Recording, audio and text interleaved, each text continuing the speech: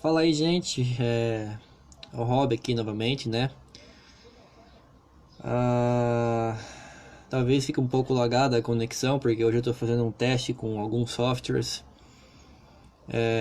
Estou transmitindo via OBS ao mesmo tempo para também o meu canal do YouTube. Talvez, como o buffer aqui não está muito bom hoje, talvez fique um pouco lagado, talvez no YouTube demore um pouco para carregar, né? Mas enfim, não é sobre isso que eu quero falar. Não desceu ainda o abacaxi, né? Ainda está entalado aqui na garganta. Sobre essa questão do STF e a gratidão que eles têm com o Molusco lá, que colocou cada um daqueles ministros, metade deles, vamos colocar pelo menos aí por volta de metade mais ou menos, tão corrupto quanto ele. E aderente a esse emparelhamento, né? Agora está muito mais do que evidente, eu já não estou mais falando por meio de pensamentos abstratos, já temos provas e evidências sobre isso, né? O suficiente para poder dizer que há sim um emparelhamento do órgão judiciário. Mais precisamente por esse órgão que embora ele é visto como colegiado, ele não é composto por juízes, vamos dizer assim, né? Por isso que eles são chamados de ministros, porque eles não prestaram concurso, eles não fizeram o exercício da magistratura, nem ninguém ali, vamos dizer, praticamente, salvo o conduto, uns 2 ou 3, tem tempo de sala como juiz mesmo, né? Mas enfim, também não é sobre isso que eu quero falar. Bom,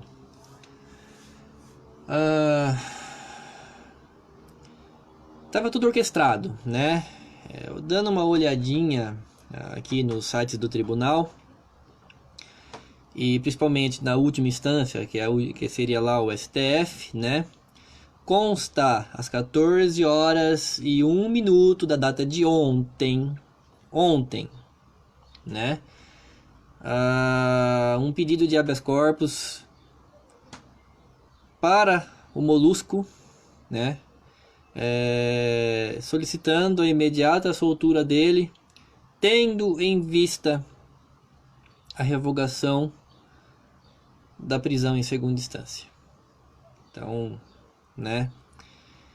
Faz-se entender que os advogados, que para mim quem defende bandido não é advogado, ele tem que, eu posso falar porque eu sou formado em direito.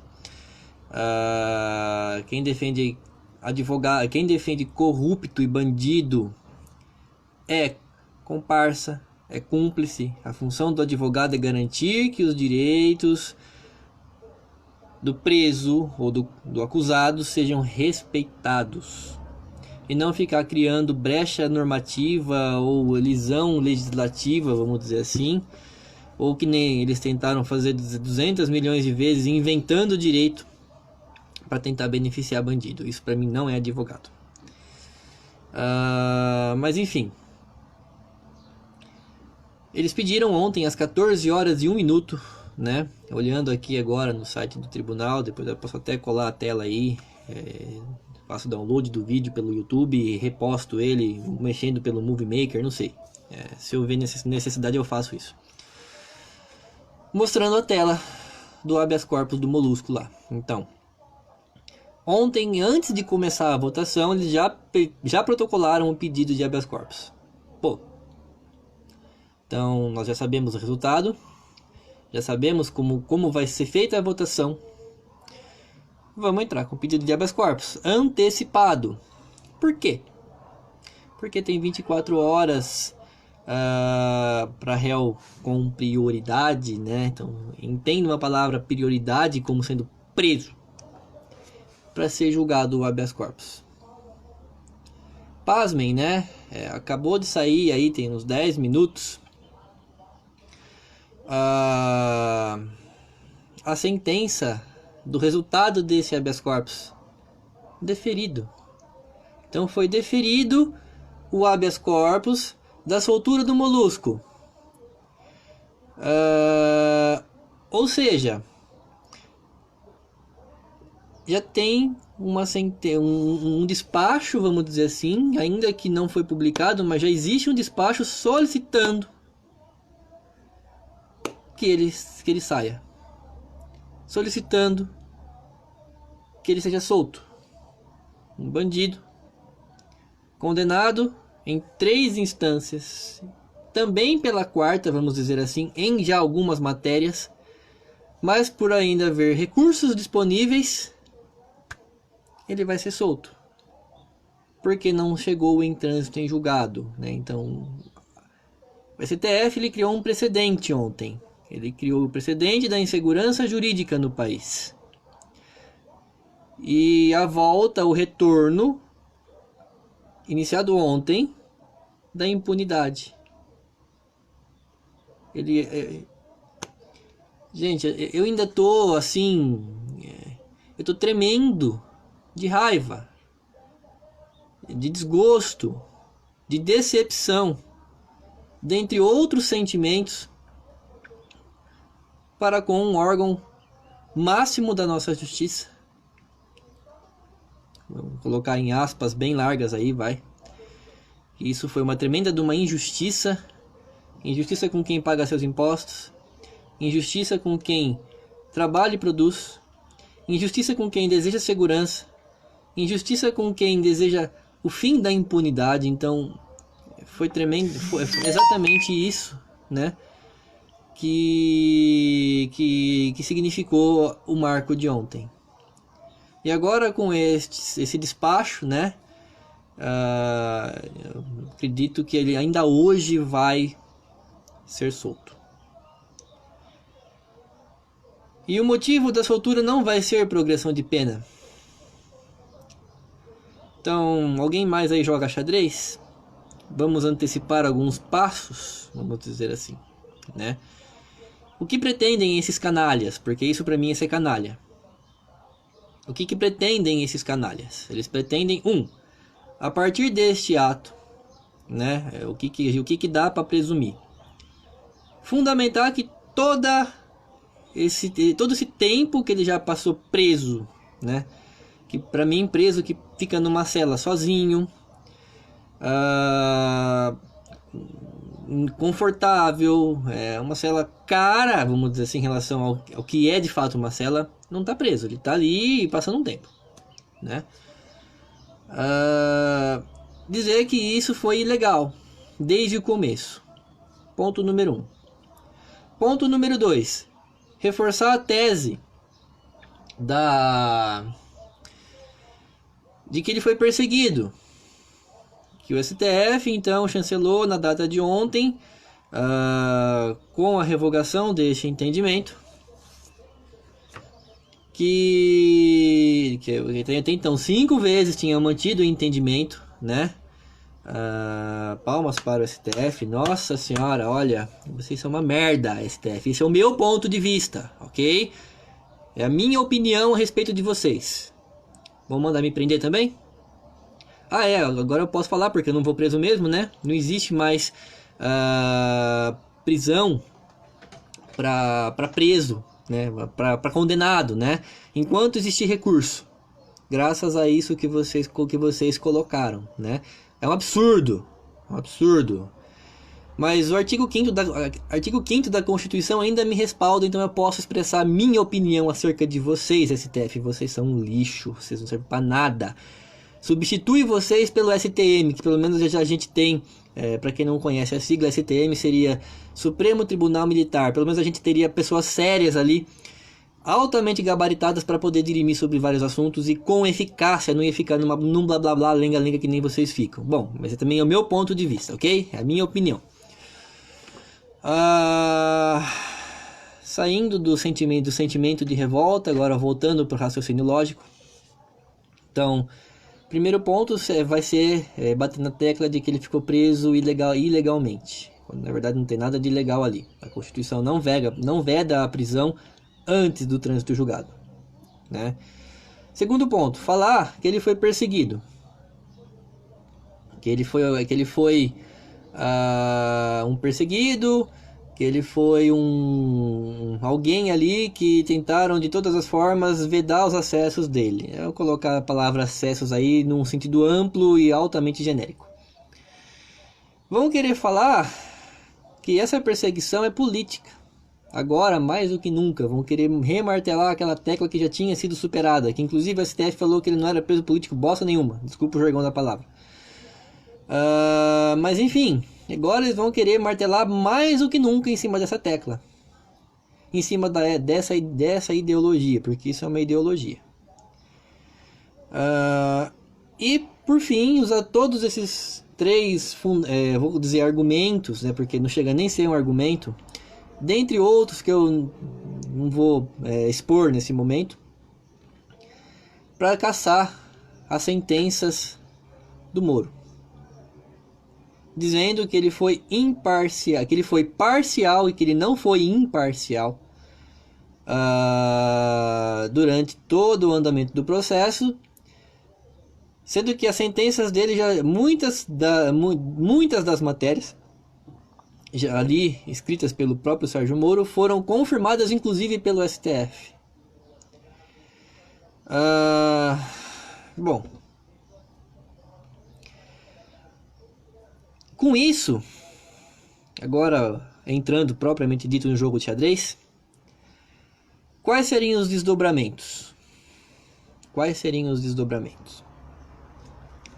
Primeiro que, anulando o processo, ele volta lá para a primeira instância, porque tudo aquilo que foi produzido a partir do momento em que supostamente se declare, vamos colocar supostamente, ainda quero acreditar que isso não vai acontecer, mas a partir do momento que supostamente se declare a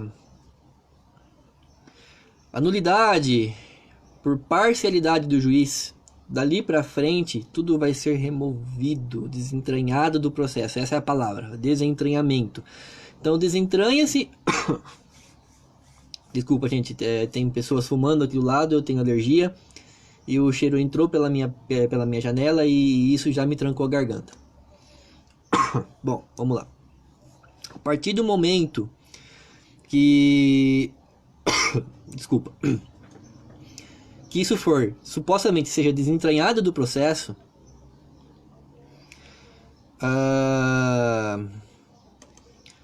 e todo o restante dali para frente seja declarado nulo, inclusive a sentença de primeira instância se torna nula. Dali para frente some tudo, desentranha tudo, vamos supor. O que acontece? Deixa de ter eficácia o bloqueio pela lei do ficha limpa. Como ele já tem outros processos, o Molusco, que já tem lá a condenação, mas tá com efeito suspensivo, ou seja, ele tá paradinho lá, pretende-se, agora mexendo nas pecinhas do xadrez, que essas matérias permaneçam ali paradas, pelo menos até o final do ano que vem, que é o tempo que eles estão calculando aí, que é o tempo que habitualmente demora, vamos dizer assim, para as matérias dos outros processos que ele é réu, que ele já está condenado, mas que está com efeito suspensivo, sejam dirimidas. O que vai acontecer? A demora sobre o julgamento dessas matérias pontuais, o livramento do bloqueio do ficha limpa torna esse cara novamente elegível. Um condenado, um ladrão, um salafrário, um pinguço, dentre outras coisas que eu vou me limitar porque é do meu foro íntimo, mas são coisas que eu penso também acerca dele, que não vou tornar público, né? Mas um bandido da pior espécie, da pior estirpe, se torna elegível para se tornar que seja prefeito. Vamos colocar, seriam as próximas eleições aí de 2020, com a revogação da sentença em primeira instância, livramento do bloqueio do ficha limpa, dentre outras coisas, o que devolve para ele o conforto de um câncer no nosso ordenamento, que é o foro privilegiado. Ninguém mais toca nele por 4 anos, vamos dizer assim. E todos os processos criminais, penais e de demais matérias aí se tornam suspensos enquanto isso. Fica paradinho lá. Ah, Robert, mas ele não vai conseguir ser eleito. Pensa que para conseguir, agora novamente jogando o joguinho do xadrez, eleger um salafrário dessa ordem, isso pensando no plano micro, tá, gente? Só no plano local. Quantos coligados, petralhas, vamos colocar essa palavra porque o PT é uma facção criminosa, com inclusive delação premiada, de contato íntimo por mensagens cabulosas com o PCC, não dá mais para negar, é um fato, ok? Trocariam o foro do seu título de eleitor para o local a que ele pretende, possivelmente vai pretender, que vai ser um lugar pequeno provavelmente, se eleger, só para votar lá e eleger esse cara. Gente, não é difícil você antecipar um evento desse, é só pensar um pouquinho. As peças estão na mesa, no tabuleiro no caso ali, o rei é esse salafrário.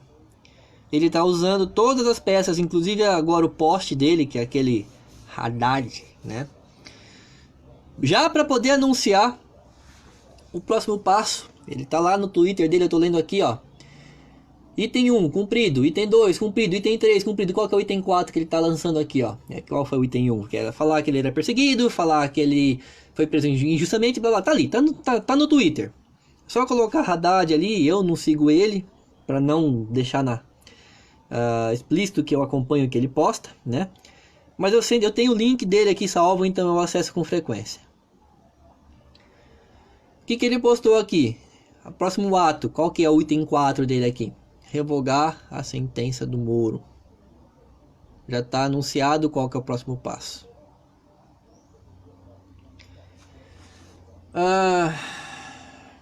Então, eles já sabiam o resultado desde ontem.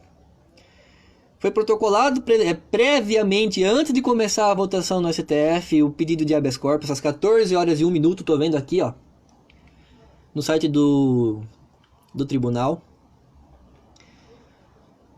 antecipando o efeito de 24 horas, né, para que ele possa ser solto ainda hoje. E já tem esse despacho dizendo que ele vai. Não atualizei aqui ainda o meu Google para saber sobre a notícia, se ele já saiu ou não saiu. E eu nesse momento nem quero, eu tô suando de raiva aqui, mas tudo bem. Tudo orquestrado, tudo previamente planejado, sabendo qual era o resultado, consequências, desdobramentos secundários, vamos dizer assim, do que foi feito ontem. Outros caras, Cunha, José Dirceu, dentre outros, aproximadamente 2, 3, 4, 5, 6, estou contando mais ou menos uns 10 aqui, nomes presos, já também entraram com a mesma causa de pedir para ser solto também. E não vai ser negado, a menos que o juiz, a autoridade coatora agora, né, entenda que faça necessária a prisão preventiva. Deixou de ser cumprimento de pena. Aí agora vai ser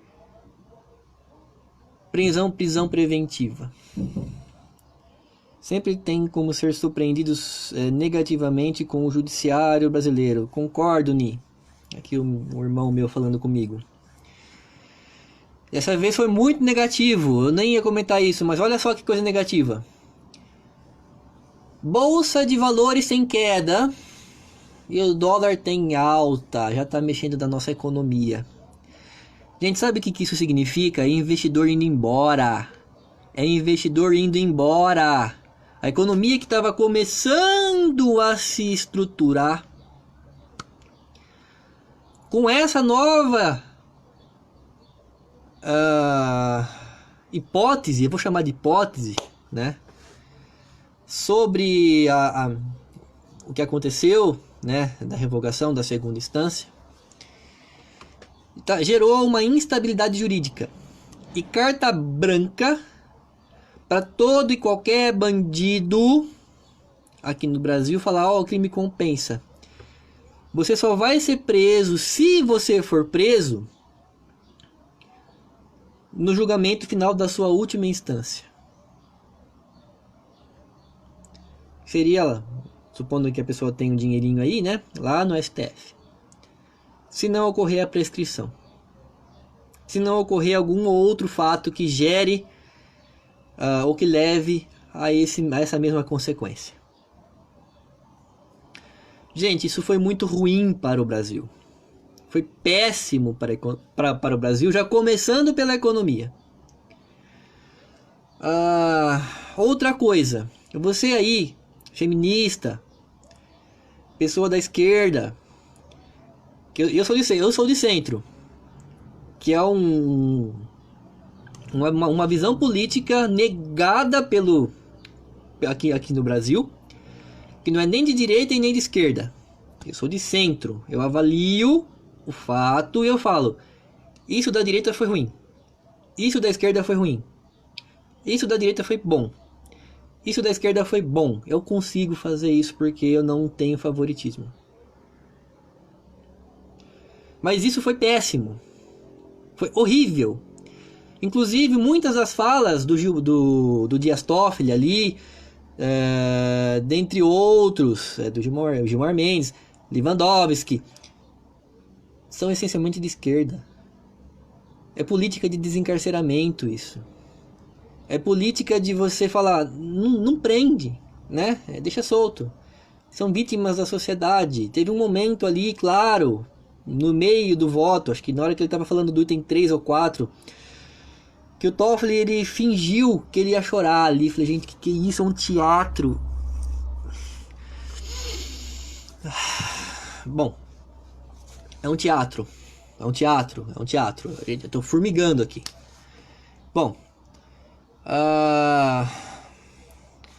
dentre outras coisas que ele mencionou, né? Mas você que é da esquerda, fanático pela esquerda, ou não fanático, que seja, que grita Marielle, que grita o Queiroz, dentre outros ali, você está proibido a partir de agora de falar qualquer coisa sobre eles, porque você acabou de dar carta branca para os assassinos desses caras. Continua solto, porque eles não vão preso. Enquanto tiver recurso, eles vão permanecer soltos. Até chegar no último recurso, já está provado, inclusive com teses de faculdades aí. Eu não vou entrar no banco de teses agora a procurar, não vou gastar tempo fazendo isso. Mas se você tem um pouquinho assim de instrução, vai na Brapse, vai no banco de teses da Cielo, vai no banco de teses das universidades federais, dá uma olhadinha de teses de mestrado, de doutorado, de pós, falando que o tempo de apuração para sentença, para até chegar na parte executória da sentença, que é onde vai preso de fato, já prescreveu. É impraticável, é irrealizável. Mas ainda assim tem gente que vai. Sim, a pequena minoria que não tem recurso financeiro para ficar subindo recurso. Gente que tem dinheiro vai recorrer. Gente que tem potencial aquisitivo alto vai distribuir quantos recursos necessários forem para garantir a sua impunidade. Eles vão conseguir. E a partir de ontem, vocês que sacodem você que é homossexual, que sofre violência, que te xingam, que te humilham, que te agridem, esquece, meu querido. acabou a punição para os seus agressores. Porque vocês acabaram de dar carta branca para toda essa gama de lixo de agressor, para liberar por causa de um churume, de um salafrário chamado Luiz Molusco da Silva, para beneficiar uma pessoa de colarinho branco. Vocês deram a chancela. Não adianta chorar, ok? Agora, mexendo novamente nas pecinhas de xadrez, vamos ir para o plano macro, já saindo do mínimo, saindo do país e indo agora para uma análise continental. Eu sempre gosto de às vezes demorar um pouquinho para poder expressar uma opinião acerca de alguma coisa, porque eu gosto de ver as veiculações e as notícias, né, que circulam nas mídias imparciais. Chile, Cuba, Venezuela e Tarará e companhia já festejam a soltura do Molusco. Já tem aqui comentários dizendo questões de ordem. Para você que não sabe o que é questão de ordem, significa pegar em armas, sair para guerrilhar mesmo. Exatamente como esteve acontecendo esse tempo inteiro lá na Venezuela e agora, né, notícias dos outros países aí que eu citei, aqui no Brasil. Ou seja, nós estamos à beira de uma guerra civil aqui no Brasil, com um apoio internacional. A mesma balbúrdia que está acontecendo lá fora, querem trazer aqui para o Brasil. E já tem comentários, né, dizendo que se isso acontecer aqui vai ter apoio. Nossa bandeira ela vai ser pintada assim de vermelho, mas com o sangue nosso, tá, gente? Palmas para vocês.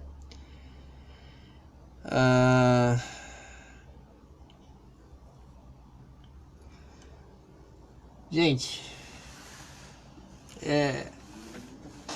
sem comentários, sem palavras, eu tô vendo um futuro para essa nação extremamente sombrio, extremamente fora de qualquer viés democrático,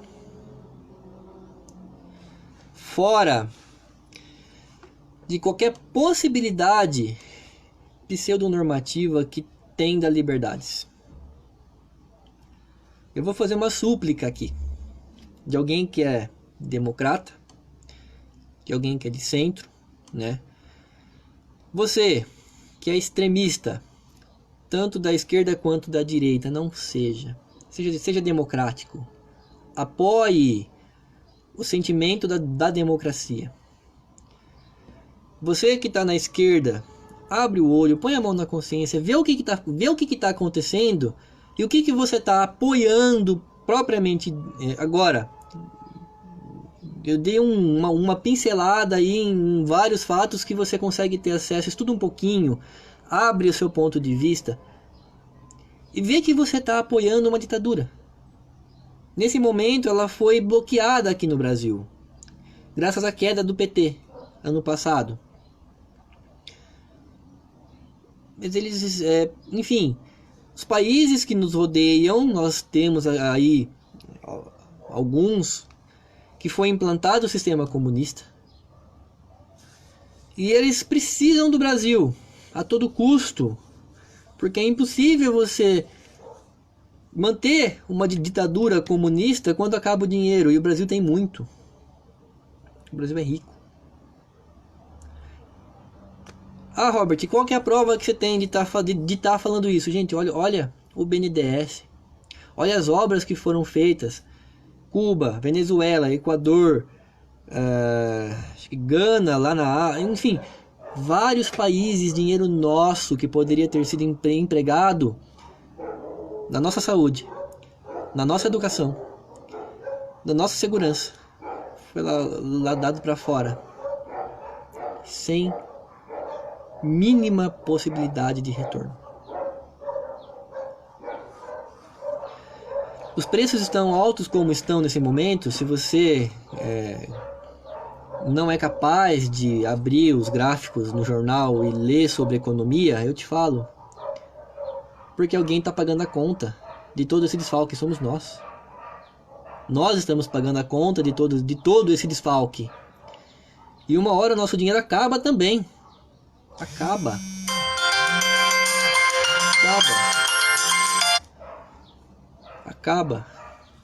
E nós não vamos ser capazes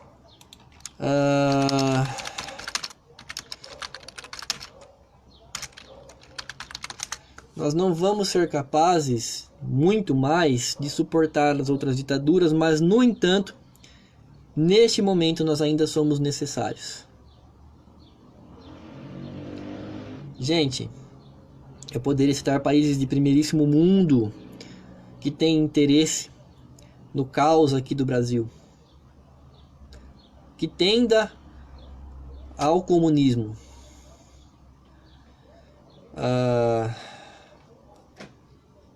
Não vou falar o nome, né? Mas já tem isso veiculado nos veículos de notícia, que está injetando dinheiro principalmente em Cuba. E não é pouco não. Não é pouco não. Enquanto não se resolve a situação. Nós estamos, como eu falei agora há pouco, à beira de uma guerra civil interna. De que lado você tá? Um abraço aí, gente.